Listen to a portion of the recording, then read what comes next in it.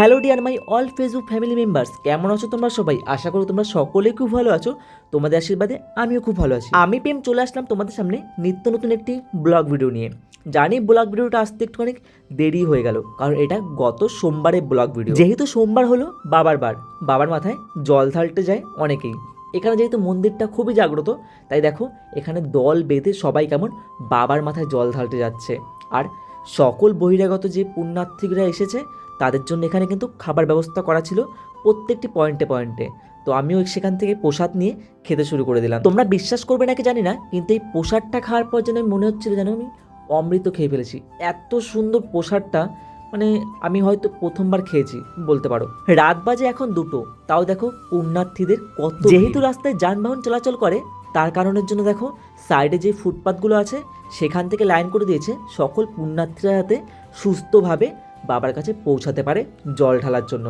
আমরা কিন্তু অলরেডি মন্দিরের সামনে চলে এসেছি, আর আমরা এখান থেকে লাইনে দাঁড়িয়ে প্রচুর প্রসাদ খেয়েছি। যেমন জিলাপি ছিল, কচুরি ছিল, তার মধ্যে ছিল মিষ্টান্ন। আমরা যেহেতু পুজো দেবো না, তার কারণে কিন্তু আমরা মন্দিরে ঢুকতে পারিনি, কারণ আমাদের জামা প্যান্ট তেমন ঠিকঠাক ছিল না। কারণ সারাদিন হোটেলে কাজ করে আমরা রাত 2টোর সময় এসেছি বাবার দর্শন করতে। আসলে বাবার দর্শন না পেলাম তো কি হয়েছে, মনের ভক্তিটাই হলো সবচেয়ে বড় ভক্তি। আর এত লোকজনের মাঝে নিজেকে যেন কোথাও একটা হারিয়ে ফেলেছি, যেন মনে হচ্ছিল ইস, আমিও যদি পারতাম, আমার ভাগ্যও যদি থাকতো এরকম বাবার মাথায় জল ঢালতে, আমি অবশ্যই। মাঝে মাঝে যখন ফেসবুক স্ক্রল করি, যখন কেদারনাথ যাওয়ার ভিডিওগুলো দেখতে পাই, সবাই যেমন কেদারনাথ গিয়ে ফটো ছাড়ছে, ভিডিও ছাড়ছে, বাবাকে দর্শন করছে, আমারও না খুব কেদারনাথ যেতে খুবই ইচ্ছা করে। কিন্তু আমরা গরিব, অত টাকা পাবো কোথায়? অত টাকা জোগাড় করতে গেলে তো আমাদের হিমশিম খেয়ে যাব। যেটুকুনি টাকা দিয়ে ঘুরতে যাব, সেটুকুনি টাকা দিয়ে আমাদের 1 মাসের রোজগার চলে যাবে। আসলে কি জানো তো, গরিবের স্বপ্নই থেকে যায়, কারণ সেটাকে পূরণ করতে প্রচুর সমস্যা হয়।